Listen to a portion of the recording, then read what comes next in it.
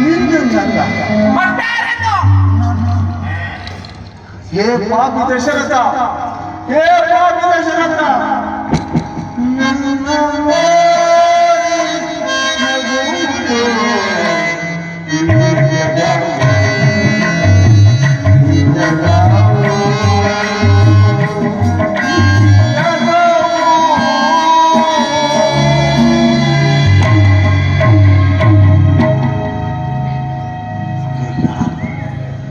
ಈಗಲೂ ಕಾಲ ಚಿನ್ನದೇವಿ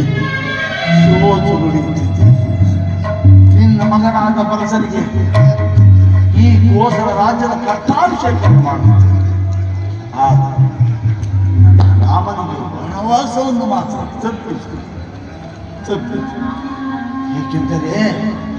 ಏಕೆಂದರೆ ಕೈಕಾ ಮುಚ್ಚು ರಂಗಗಳನ್ನು ಧರಿಸಿ ಪಟ್ಟ ಪೀತಾಂಬರಗಳನ್ನಿಟ್ಟು ರತ್ನ ಖಚಿತವಾದ ಸಿಂಹಾಸನದ ಮೇಲೆ ಕುಳಿತುಕೊಂಡು ರಾಜ್ಯಭಾರ ಮಾಡಬೇಕಾಗಿದ್ದ ನನ್ನ ರಾಮನ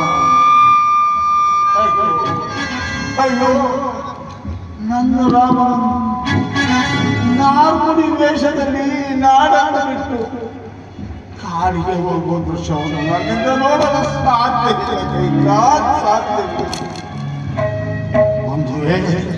ಒಂದು ವೇಳೆ ಆ ದೃಶ್ಯವನ್ನು ನಾನು ನೋಡಿದ್ದೆ ಆದರೆ ಒಂದು ಕ್ಷಣವೂ ಇದರಲ್ಲಿ ಬದುಕುಳಿದೆ. ಸೂರ್ಯವಂಶದ ಜ್ಯೋತಿಯನ್ನು ಉಳಿಸಿಕೊಳ್ಳುತ್ತೇನೆ. ಸಾಕು ನಿಲ್ಲಿಸಿ ನಿಮ್ಮ ಗೋಳಾಟವನ್ನು. ಯಾರಲ್ಲಿ ರಾಮನನ್ನು ಬರಮಾಡಿ. ಹೇಗೆ ಸಹಿಸಲಿ ರಾಮಚಂದ್ರ?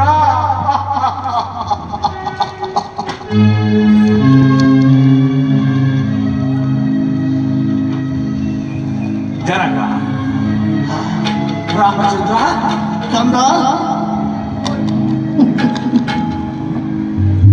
ವನವಾಸಕ್ಕೆ ಹೊರಟಿರುವ ನಮಗೆ ಅನುಜ್ಞೆಯನ್ನು ಕೊಡಿ. ಕಂದ ರಾಮಚಂದ್ರ, ನಿನಗೆ ವನವಾಸದ ನಿನ್ನದಲ್ಲಿ ಒಂದು ಕ್ಷಣ ಮುಂಬದು ಬಿಡಲಾರೆ. ಇನ್ನು ಮುಂದೆ ರಾಮ ರಾಮ ಇಲ್ಲಿ ನೋಡುದು ನನ್ನ ಮುದ್ದು ರಾಮನ ತವರು. ಈ ಮುಖವನ್ನು ನೋಡಿಯೂ ಸಹ ಇವನನ್ನು ವನವಾಸಕ್ಕೆ ಹೋಗು ಎಂದು ಹೇಳುವುದು ಬೇಡ.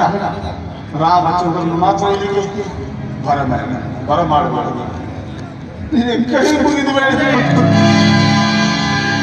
ಜನಕ, ಎಷ್ಟೇ ಗೋಳಾಡಿ ಕೇಳಿಕೊಂಡರೂ ಹಾಡಿನ ಮಾತು ನಡೆಸಿಕೊಡುವಂತಾಗುವುದೇ. ವನವಾಸಕ್ಕೆ ಹೊರಟಿರುವ ನಮಗೆ ಅನುಜ್ಞೆಯನ್ನು ಕೊಡಿ.